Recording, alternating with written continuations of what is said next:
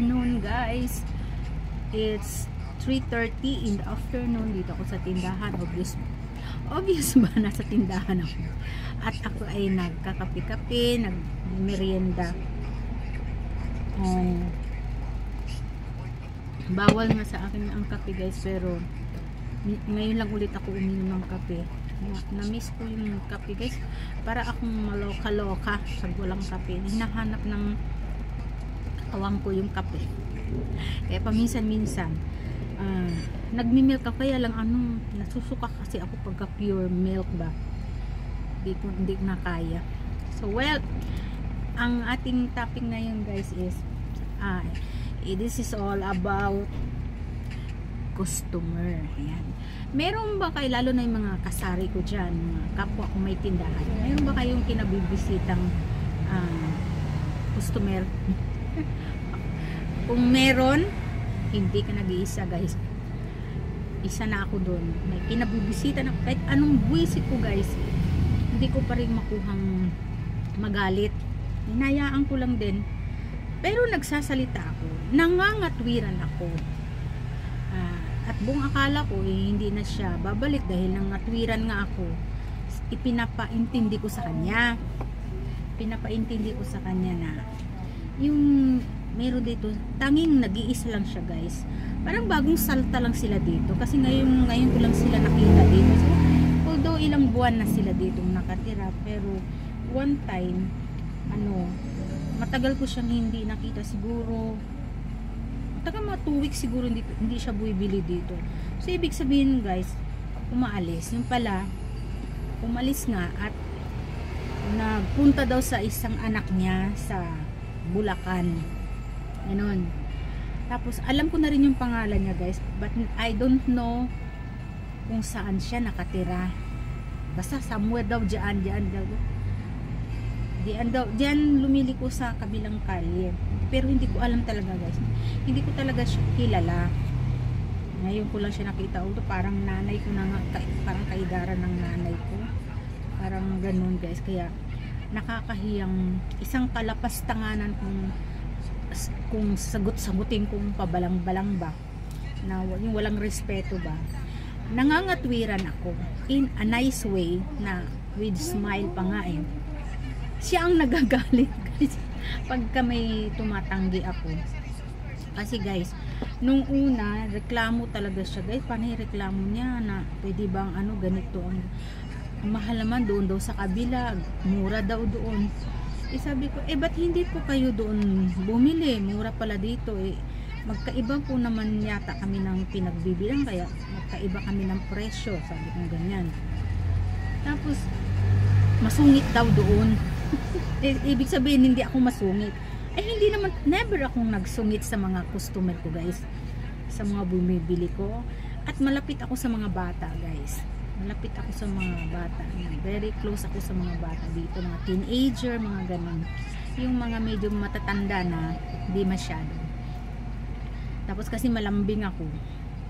Kaya nga ako nag-teacher ako ng grade 1 Kinder, tapos grade 1. But naging lahat ng grade na turuan ko, grade 2, grade 3, grade 4, grade 5, grade 6, but pinili ko talaga ang Kinder or grade 1 kasi yung mga yon madaling sumunod, di ba? madaling mauto. Hindi naman sa ganun. Mas gusto ko talaga mga bata, mahilig ako sa bata. So ganun nga, guys, makulit yung matandang to, laging ganun. Tinatawaran, itindahan ito. Sabi ko, Nay, sa palengke po nakakatawad, pero tindahan na po ito Sabi ko, sana maintindihan nyo. Ganun po talaga pag may tindahan, may sari-sari. So, binibili lang din namin to sa palengke. Doon kami namimili sa palengke kasi mas mura doon. Nagpumapatong lang kami ng 2 pesos, mga ganun. 3 hanggang 5 pagka yung slow moving items, papatungan namin ng medyo malaki, mga 5 pesos hanggang 10 pesos. Siyempre, biro mo natutulog yung puhunan mo. Aba, di ganun na nga. Laging tumatawad. Tapos pagka may binibiling biskwit, niyuyug-yug niya ganun. Pagka may yumuyug-yug, pinapapalitan. Ayaw daw niya yun kasi ano daw, basag-basag na daw. Sabi, pinapalitan ko naman. Laging ganun, laging yuyug-yug niya. Tapos, kahit isang piraso lang guys yung binibili niya, pinapasupot niya lagi sa akin sa plastic. Kaya naman yung dalhin sa kamay niya. Sinabi ko kasi, nagalit siya. Sabi ko, isang piraso lang naman to, hawakan nyo na lang kasi sayang yung plastic ko. Binibili ko rin dun po yung plastic. Sabi ko, isang piraso lang naman yan o dalawa, kayang hawakan. Ganon. Ayaw mo? Gumanya siya. Hindi ho, ang sabi ko lang po, kasi po bumibili din ako, pinibili ko rin po yung plastic. Kada bili niyo dito, pinapasupot nyo kahit isang piraso lang. So nangangatwiran guys, nangangatwiran ako ng ganun. In a nice way ha. Tapos sabi niya, tapos na yon, iba na naman. Laging ganun guys, pag bibili siya laging kulang ng piso, kulang ng dos. Pumapayag ako nun guys na sige, balik mo na lang yung piso or yung dos. Binabalik naman niya. Pero no one time na hindi siya bumalik, mga 3 days yata hindi siya bumalik. Sabi ko, sa bagay piso, kaya hindi ako manghihinayang kung na kahit hindi niya na lang niya ibalik, at least piso lang naman or dos. Ito na guys, di ganun nga no. Di after 3 days nung nagpakita na siya, bumili. Sabi, oy, ba't 3 days kayong hindi bumibili dito Sabi niya, may pinuntahan daw sila, doon daw siya natulog sa anak niya. Okay na, yung meron po kayong kulang dito, sabi mo diyan. Sabi, sige, meron ba? No, nakalimutan na guys sige, kunin ko na po iawas ko na. Sige, ganun. Tapos, ang dala niyang pera guys, kulang na naman ng piso yung kanyang, alam na niya yung presyo. Parang sinasadya niya na laging kulang. Sa tingin ko lang sinasadya niya. Nabayaran nga niya yung pisong nakalista dito, pero may kulang na naman siya. Ngayon, this time, dos. Ibabalik daw niya. Ibabalik daw niya. Tapos nung kinahapunan nun, bumalik naman. Tapos nakaalala siya, sabi niya, kunin mo na yung kulang ko dyan, sabi niya. Ay ko, salamat, sabi ko ganun. Okay na, payapa na.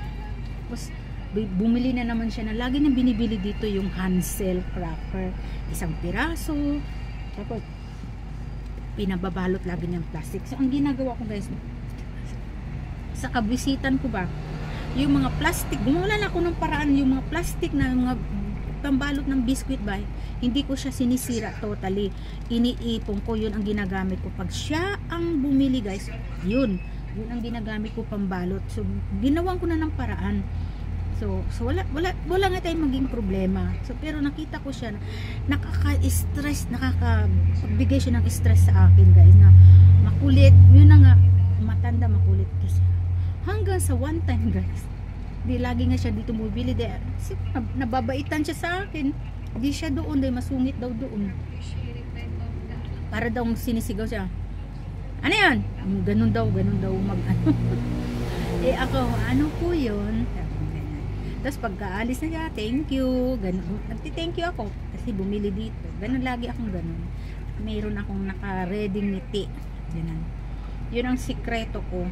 May ngiti ako, may nahuhok sila sa mga ngiti. Kaya yung ngiti ko kaya na in love yung asawa ko dahil sa sobrang ngiti ko.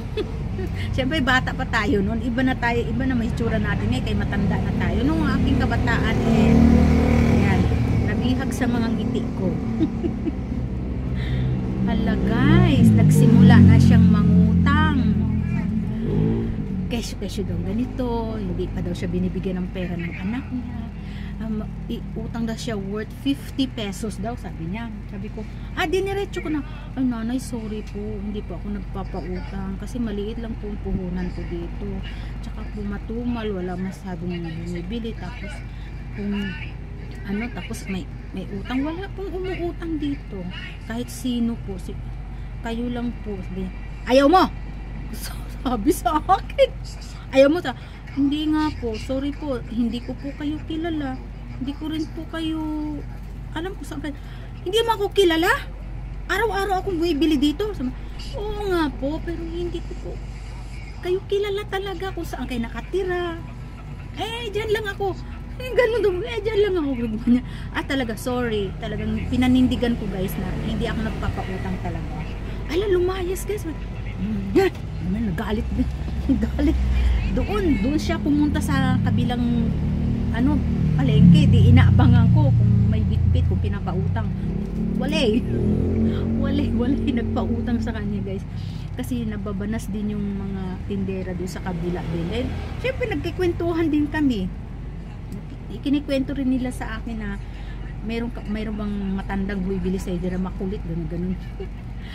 At may gusto pa, may libreng candy. Yung kakanahunan niya siguro yun guys, nung araw siguro na pag bumili ka ng ganitong items ay may libreng isang candy.